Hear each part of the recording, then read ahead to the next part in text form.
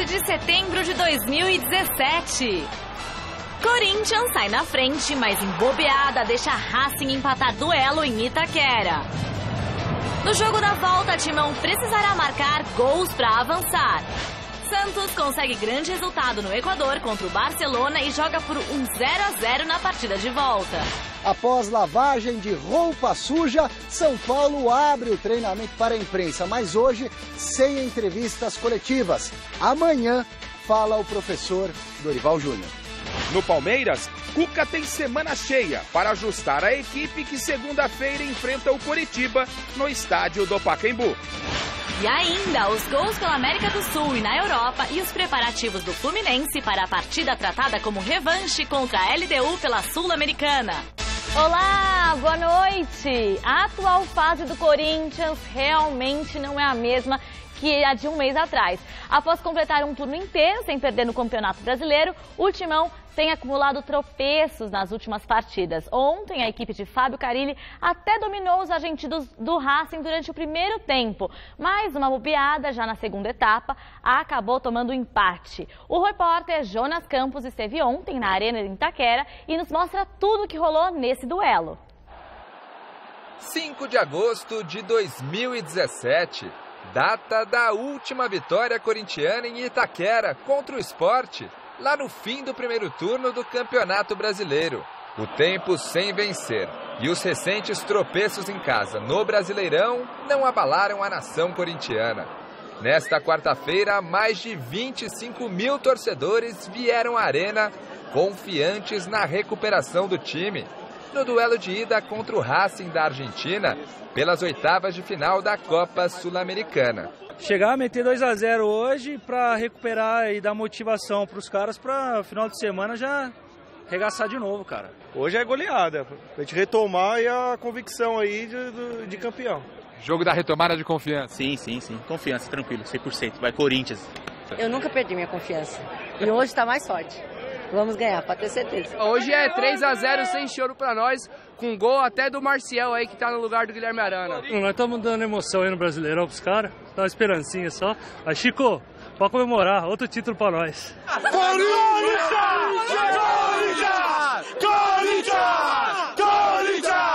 O apoio da torcida foi recompensado logo na primeira etapa. O Corinthians, com grande atuação, dominou o jogo e abriu o placar aos 29 minutos. Após boa jogada de Marcial pela esquerda, Maicon, com um toque sutil de pé esquerdo, fez 1-0. Após o gol, a pressão, o bom futebol apresentado no primeiro tempo, o reencontro do Corinthians com a vitória parecia certo na noite desta quarta-feira aqui em Itaquera. Parecia. O Timão parou, diminuiu o ritmo e o Racing cresceu no jogo. Aos 29 minutos, Lisandro Lopes arriscou de fora da área, Cássio fez a defesa parcial e Trivério, sozinho no rebote, deixou tudo igual. 1-1, placar final. Dá para falar que hoje o Corinthians perdeu um pouco da sua confiança e está difícil de retomar? Não, pelo nosso primeiro tempo não dá para falar isso, né? O primeiro tempo foi acima. Todos os técnicos chegam numa fase do ano que tem esses problemas de elenco, né? Fiquei sem Marquinhos Gabriel e principalmente Pedrinho, que são inscritos, né? Os dois. O Cleison nem falo porque não está inscrito. Aí eu saio de um jogo assim, eu sei realmente de tudo o que aconteceu, né? Se a gente melhorar o passe simples, o passe no pé, o adversário não cresce e a gente fica com a bola e consegue controlar o jogo consegue controlar melhor o jogo.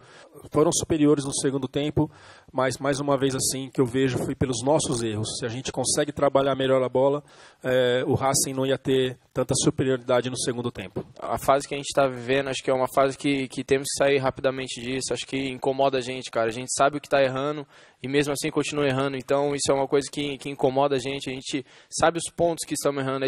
É fácil a gente analisar o nosso futebol, entendeu? É fácil a gente entender o que nós estamos errando e infelizmente a gente não está conseguindo acertar, principalmente nos segundos tempos, que a gente não está sendo tão eficiente como a gente estava sendo no primeiro. Eu sou muito tranquilo e acalmo o meu grupo o tempo todo, né? Não sou de me desesperar, porque isso para mim não adianta, né? Chutar copinho de água no vestiário, sair gritando com todo mundo, é um grupo que trabalha demais, né? E a gente vai nos reerguer juntos, né? Trabalhando, indo para campo, nos dedicando bastante, mas eu sou um cara assim que estou começando agora, não vou ser de ficar incendiando vestiário por conta de resultado, não. Sou bem tranquilo e ciente de tudo que acontece. E assim tem que ser. Grande noite para você que acompanha o Gazeta Esportiva. Eu já ouvi muito essa frase e gosto muito dela. Tudo uma questão de referência, tanto para o bem quanto para o mal.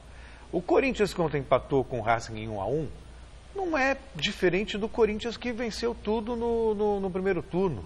E aquele Corinthians do primeiro turno, com mais de 90% de aproveitamento, é um Corinthians irreal.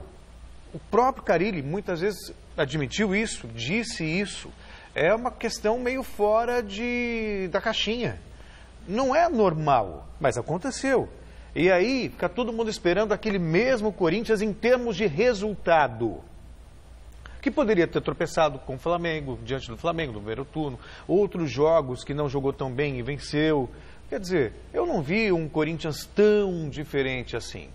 Não vi um Corinthians tão diferente assim.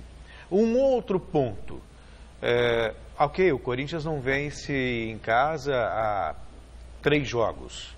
Há 3 jogos. Não vence também há 3 jogos. Gente, é muito pouco para você já criar uma crise, o Corinthians isso, aquilo. Eu acho que está dentro da normalidade. O que seria até durante toda a temporada.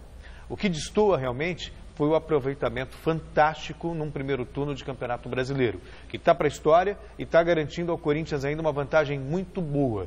Mas em termos de futebol, ok, caiu um pouquinho. Mas o Corinthians continua com dificuldade para criar, para finalizar.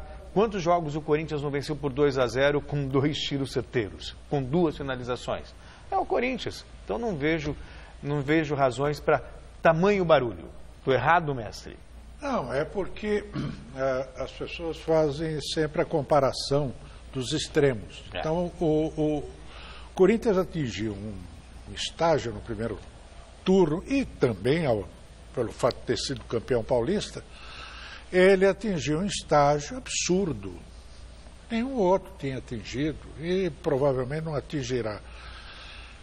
Não foi praticando um futebol excepcional, futebol do outro mundo, jogo muito bem jogado. Então, jogando isso aí que ele está jogando. Como você bem disse, o Corinthians é o mesmo. Ele apenas agora refluiu ao leito normal, né? do futebol que ele pratica. A grande vantagem do Corinthians é a falta de convicção dos outros, dos mais próximos dele, na disputa pelo Brasileirão, Grêmio, Santos, Palmeiras, Flamengo e tal, e realmente disputar para valer, porque eles estão divididos em 2 frontes. Uma que é em 2 frontes, um que é o da Sul-Americano, Libertadores, outro Sul-Americana. E o Corinthians, com isso, está se aproveitando. Você vê que agora mesmo o Grêmio não deve jogar completo o próximo jogo pelo Brasileirão, assim como o Santos também. O Santos, inclusive, tem 7 desfalques. E o Santos vinha muito bem, quer dizer, vinha num crescendo muito grande.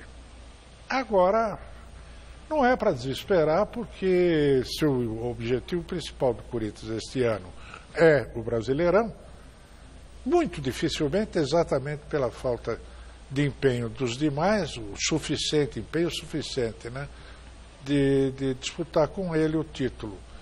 E muito menos pelo fato que ele vai cair, sim. Claro. O Renato Gaúcho tinha razão. Vai cair, é natural.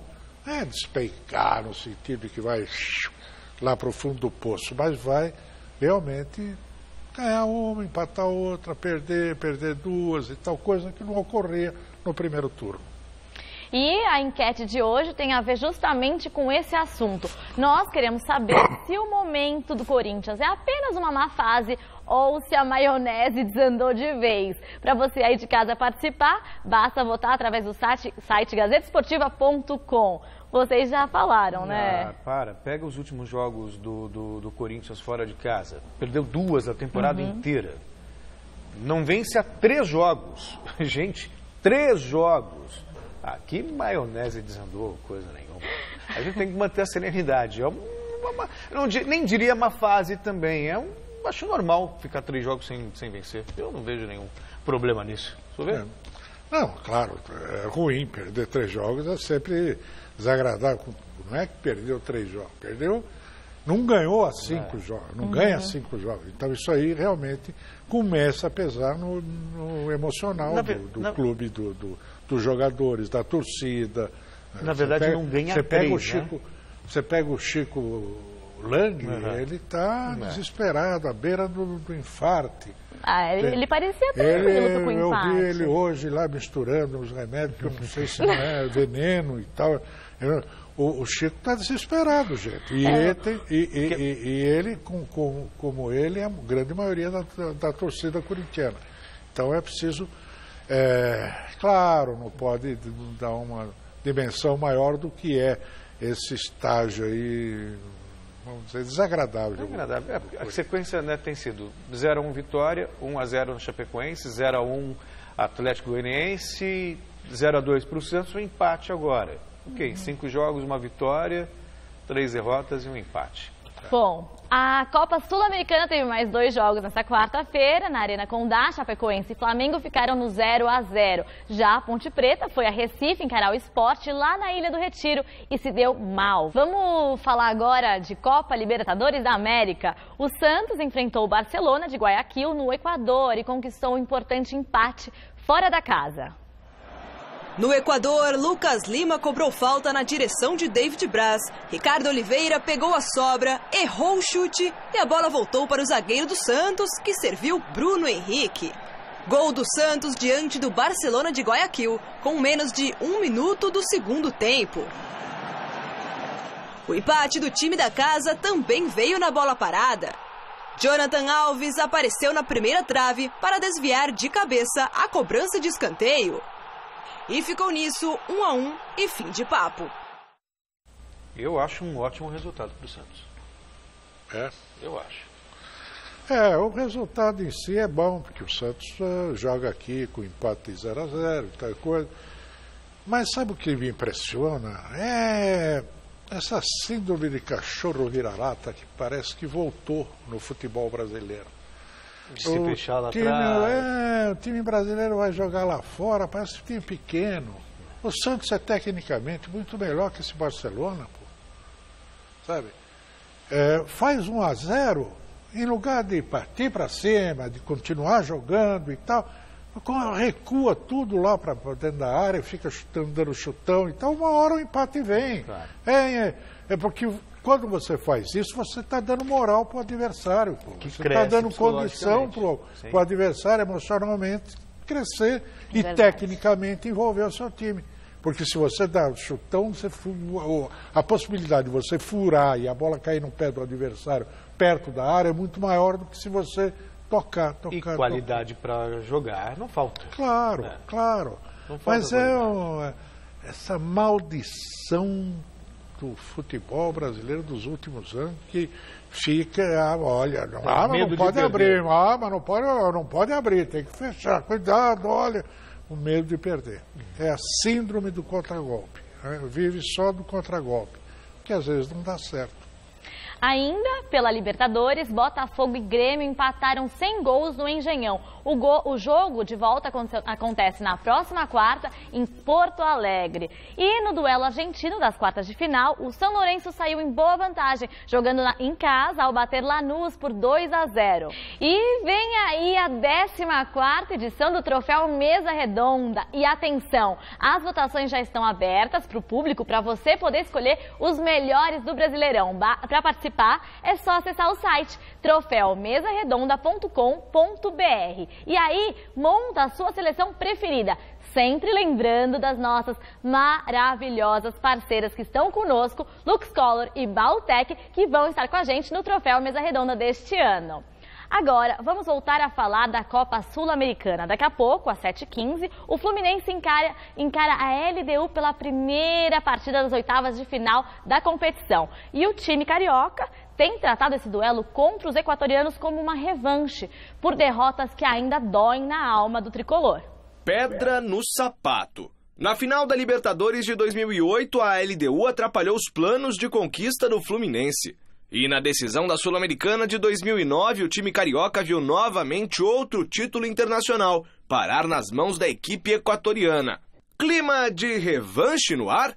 O histórico que se criou nessa partida, que tem essa partida, é claro que para a torcida, para o clube, é uma partida muito importante.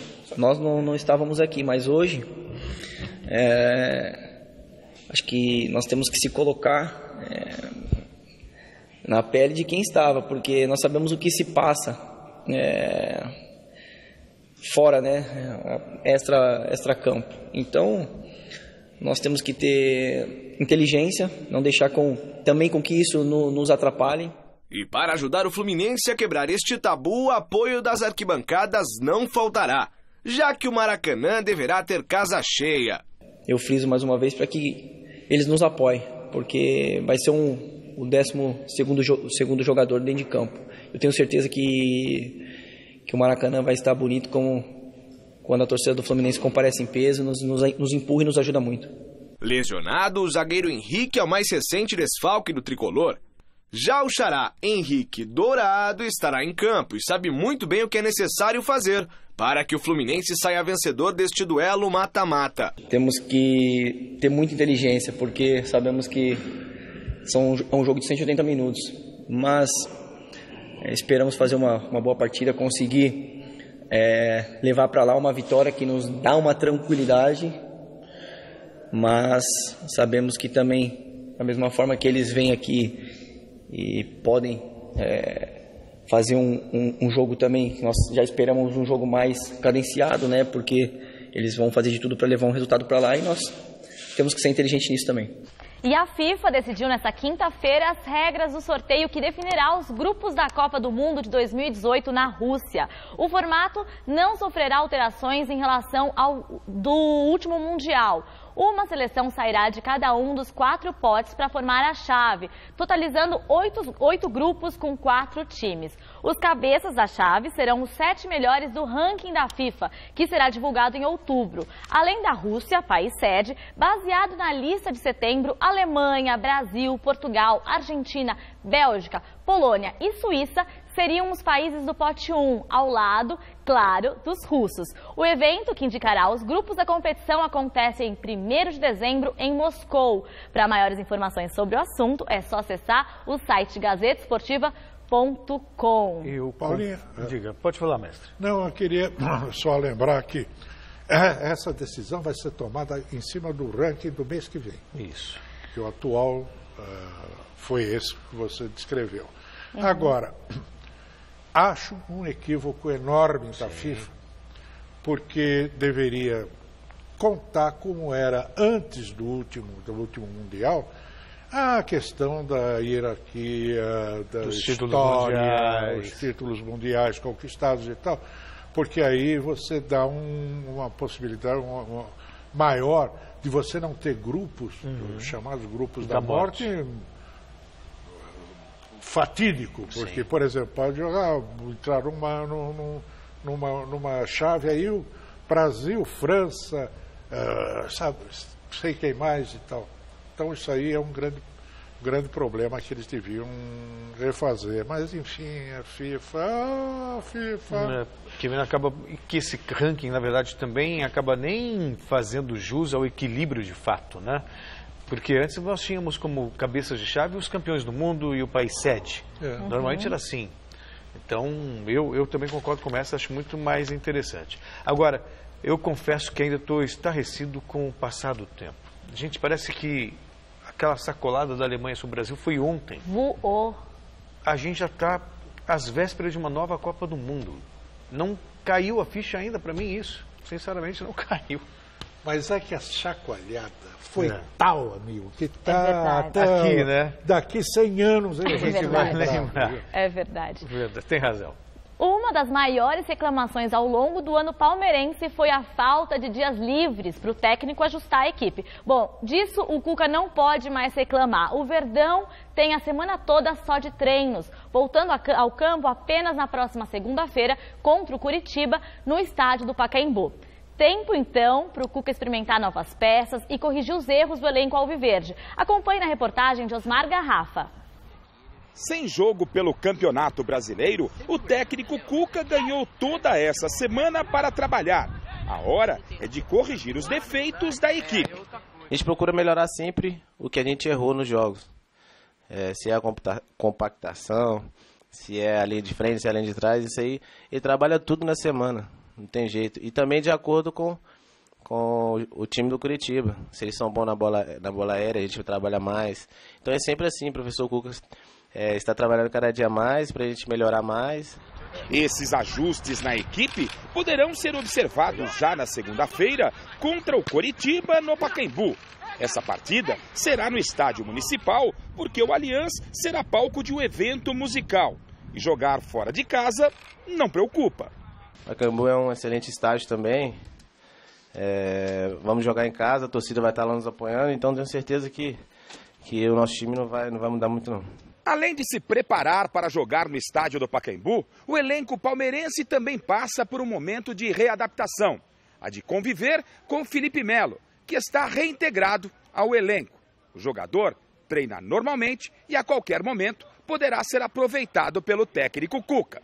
O Felipe Melo sempre nos ajudou muito e voltou aí. Tenho certeza que vai nos ajudar mais ainda, é um excelente jogador.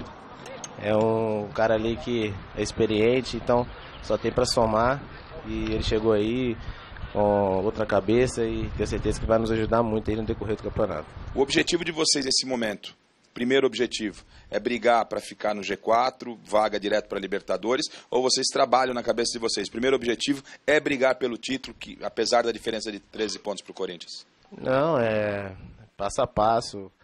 Sim, estamos querendo manter ele no G4.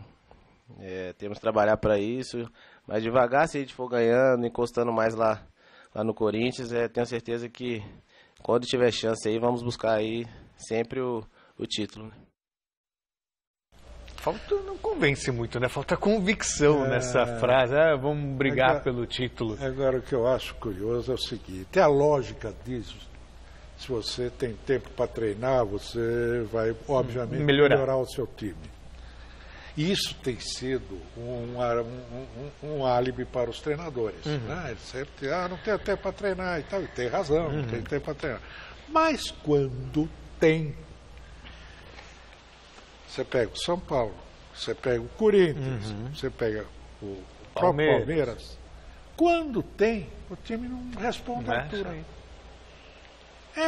Isso aí para o treinador é um horror. Sim. É prova cabal de que ele é perfeitamente dispensável, né? Porque, poxa, se ele tem tempo para treinar e não consegue fazer o time jogar mais do que joga quando não tem tempo para treinar, e quando joga, seja de um jeito ou de outro, não responde à altura, então, os caras estão... Por isso que eles não querem, eles reclamam. Do calendário. Estão reclamando agora, né? Mas quebrou antes o eles ritmo. reclamavam que não tinham tempo, agora perde o ritmo, não sei o quê. A ver se eu estou na esquina. Curiosa. Não você, Paulinho. Meu Deus. Curiosa, se bem que no caso do Carille eu não vi ele reclamando disso, mas coincidentemente o Corinthians ficou 10 dias sem trabalhar, voltou, perdeu do Vitória. Aí ficou mais 15 dias sem trabalhar, perdeu do Santos. Exatamente. Né? E o Palmeiras também está nesse dilema aí, e a coisa não vai, não flui, não sabe? O Palmeiras, por exemplo, tudo bem que eu acho que foi superestimado, mas ainda assim eu não vi uma partida do Palmeiras encher os olhos. Eu não me lembro de nenhuma na temporada. Tá. Nenhuma na temporada. Tá. E nem agora sob o comando nem o Flamengo, do que é outro também, cheio de reforços e jogadores de alto nível e tal. Pronto, empatou com a Chapecoense, né? Traz um setor da Colômbia. A Colômbia nunca deu um treinador, mas ultimamente passou a ser moda e tal. Me traz o jeito.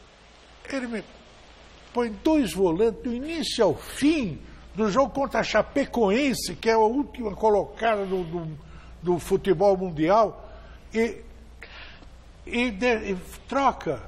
Põe o Everton Ribeiro, que é um habilidoso jogador que sabe armar, tá? Põe no lugar do Diego aos 45 minutos do segundo tempo. Para dizer que foi.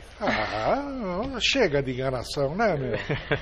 Aliás, eu tenho uma curiosidade. Posso fazer uma pergunta? Pode, claro. Porque faz tempo, né? Isso foi 1986. Quando o nosso querido falecido, amado mestre Tele Santana colocou lá 2 volantes. O senhor xingou a boca nele. Porque isso aqui acontece o seguinte: quem inventou essa história do triângulo invertido, inclusive tem até o livro aí do qual eu contribuí para o autor, que é o inglês. O triângulo invertido foi uma criação do Rubens Minelli naquele internacional bicampeão brasileiro 75-76. Por quê? Porque ele tinha, na verdade, o time que foi campeão 75 gaúcho, invicto, jogava com o meio de campo com Falcão, número 5. Falcão era o volante. O único. Carpegiani, armador, escurinho, ponta de lança e 3 atacantes, 2 pontas e o centroavante. Flávio de centroavante, Valdomiro e Lula nas pontas. Altamente ofensivo. Mas o Minelli, que foi cria do De Domenico, inventor do ferrolho brasileiro, que fazia isso, ele, quando chegou no Campeonato Nacional, ele resolveu promover o Caçapava. Botou o Falcão mais à frente, então ele inverteu, porque aí ficaram 2 volantes, o Carpegiani, era 1 volante e 2 meias, aí passou a ser 2 volantes e 1 meia. Mas esse, como diz o Minelli até hoje, mas esse outro volante era o Falcão. Era o Falcão. Cara, e mesmo assim, logo o Caçapava foi substituído pelo Batista, que era outro que tinha que amarrar ele senão ele ia embora. Ia embora também. E esse é o grande equívoco. Eu, na época, inclusive, elogiei o Minelli, porque era uma boa mudança. Mas de transformar isso em dogma, e não pode mexer nisso, olha, pelo amor de Deus, gente, vamos crescer. Desde 86 com seleção, faz tempo, hein? Vamos lá. No São Paulo, segue a lei do silêncio. Enquanto os jogadores seguem sem falar com a imprensa, Dorival Júnior prepara o time para mais um confronto direto na luta contra o rebaixamento. Domingo, às 4 da tarde, o tricolor pega o Vitória em Salvador, precisando de reação imediata no campeonato. Alexandre Silvestre tem as informações direto do CCT da Barra Funda. Fala, pessoal, tudo bem? Ontem, por aqui no CT do São Paulo, lavagem de roupa suja. Torcedores reunidos com diretoria, comissão técnica e jogadores. Cobrança sem violência, apoio e união para salvar o São Paulo da queda foi o combinado. Hoje, treino aberto para a imprensa. Segue a ordem do silêncio para evitar novas polêmicas nesse momento delicado. Ninguém concede a entrevista. Amanhã, sim, fala o professor Dorival Júnior, que aceita a colaboração de Muricy Ramalho para uma palestra motivacional ou coisa do gênero. O comandante prepara o tricolor para o jogo decisivo, mais um confronto direto para escapar da Série B contra o Vitória, 2 pontos à frente do Clube da Fé, domingo no Barradão. Jusilei e Edmar, suspensos, estão fora de combate. Jonathan Gomes e Júnior Tavares ocupam as posições no meio e na lateral esquerda. Cueva segue na reserva. Time titular hoje, que pode ser escalado no final de semana, com Sidão, Militão, Arboleda, Rodrigo Caio e Tavares. Petros, Lucas Fernandes, Jonathan Gomes, Hernanes, Marcos Guilherme e Prato de centroavante. Na penúltima colocação do Campeonato Brasileiro, o São Paulo, pior visitante, encara em Salvador o 17º na tabela, o Vitória, pior mandante da competição. Que duelo! Conquistando os 3 pontos fora de casa e dependendo de uma combinação de resultados que envolvem Chapecoense, Coritiba e Bahia, o time do Morumbi talvez saia momentaneamente do Z4. Um passo por vez. Depois é pensar no Corinthians, adversário do dia 24 de setembro, no estádio Cícero Pompeu de Toledo, com mais de 32 mil ingressos já vendidos. A torcida São Paulina, pelo menos, está fazendo a parte dela. Sobre isso não há a menor dúvida. A média de público do São Paulo nesses jogos é altíssima. Pena que o time não esteja correspondendo a todo esse apoio. Agora, esse jogo aí com o Vitória é um jogo chave, mestre. Não sei como o São Paulo vai reagir, sinceramente. Aliás, eu nunca sei o São Paulo dessa temporada. Eu vivo dizendo aqui, tem jogador, tem qualidade individual, e aí quando você acha que vai tirar os 2 pés da lama, ele se afunda ainda mais. A torcida de São Paulo atual, ela funciona exatamente o contrário da outra. Que é na boa. Que quando o time ia mal, ela não aparecia no estádio, era maneira de protestar. E o São Paulo aí tinha times bons, passava a ter time bom. Agora ela vai lá reclamar, não sei o que, o time é uma porcaria. O São Paulo é o seguinte, pode jogar, eu vou insistir nesse negócio até o fim da vida, ver se bate na cabeça de algum gênio do nosso futebol. Não pode jogar com 3 volantes, como está jogando. 2 já não te agradam, né? Imagina 3. Imagina 3. Por quê? O que acontece? O Prato fez... Quando foi a última vez que o Prato fez gol? Não me lembro. Preciso até consultar o meu caderninho mágico aqui. Porque faz um século que ele não faz gol. Sabe por que ele não faz gol? Porque não recebe a bola. E sabe por que não recebe a bola? Porque não tem armação no meio de campo. E sabe por que ele também, porque não tendo armação, o que ele tem que fazer? Ele tem que voltar para o meio de campo. Então não vai fazer gol nunca, a não ser no escanteio. Quer dizer, meu Deus do céu, são coisas tão elementares. Eu não sei como é que esse pessoal... Consultei minha Bíblia aqui, dia 19 de julho, contra o Vasco. 19 de julho. 2 meses, 3 meses. Pois é. É isso aí. Fala, Paulinha. Não, tô só calculando, serão 2 meses mesmo, estava assim fazendo conta. 19 de julho, agosto, setembro. Agosto, setembro. Após empate de ontem contra o Racing, a equipe do técnico Fábio Carille já voltou a treinar nessa quinta e de olho no confronto do próximo domingo contra o Vasco pelo Campeonato Brasileiro. O repórter Adriano Dolfi traz as informações do Timão. O Corinthians agora volta a pensar no Campeonato Brasileiro. Sem Gabriel suspenso pelo 3º amarelo, Fábio Carille deverá decidir entre Camacho e Felipe Bastos para iniciar o duelo contra o Vasco domingo em Itaquera. Outra novidade é o lateral esquerdo Guilherme Arana, que treinou normalmente e está à disposição, assim como Marquinhos Gabriel. Quem conversou com a imprensa na tarde desta quinta-feira foi o atacante Jô, ressaltando a liderança folgada na tabela, mas com um sinal de alerta ligado pelos últimos resultados. O que vai agora da gente é saber que a gente está tão próximo do título que a gente não pode mais vacilar. A gente não pode mais dar margem para erro. Margem de erro já foi, porque a gente construiu um primeiro turno muito bom. Então a gente tem essa consciência, só que a gente tem que trabalhar. Se a gente conseguiu até agora essa vantagem é porque a gente trabalhou. Quem analisa bem o futebol, quem conhece bem o futebol, sabe que o nosso time está jogando bem. A diferença é que os resultados positivos não estão vindo. Com a cabeça ainda muito tranquila ainda de questão da vantagem ainda tá bem. Muitos times com certeza queriam estar no nosso lugar, mas a gente com certeza tem que ligar o alerta, voltar a vencer é sempre bom e é o que a gente vai tentar fazer. Um dos artilheiros do campeonato com 12 gols marcados, Jô confirma que está sendo melhor observado pelos adversários. E a chance de reverter a má fase é vencer o jogo de domingo. Até vocês próprios da imprensa ainda colocam algo em dúvida, porque a gente fez um primeiro turno fantástico e aí tem 2 derrotas em casa. O torcedor fica também naquela de, será que vai dar? É natural. Mas só quem está aqui dentro sabe o quanto que a gente trabalha para isso não acontecer, ter uma queda de rendimento e de repente perder o título.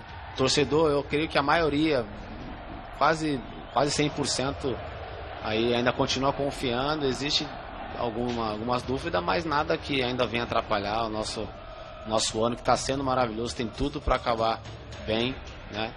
Mas que a gente passa por um momento de instabilização, mas que tudo pode voltar com as vitórias, com um bom desempenho de novo.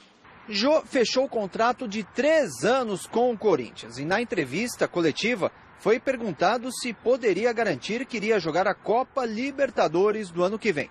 O atacante, porém, preferiu a cautela e garantiu que fica no clube até o final desse ano. Fazer o que eu tenho que fazer, os meus objetivos. O ano que vem, se não acontecer nada, permaneço mais um ano e assim até o final do meu contrato. Mas eu não posso garantir 100%, porque depois acontece algo, eu vou ser cobrado. Você falou que ia ficar e não ficou. Então, enfim, eu sempre penso com cautela, né? Procuro sempre pensar com cautela para não expor ninguém, não me expor o clube, não expor ninguém. E tá certo, Jô.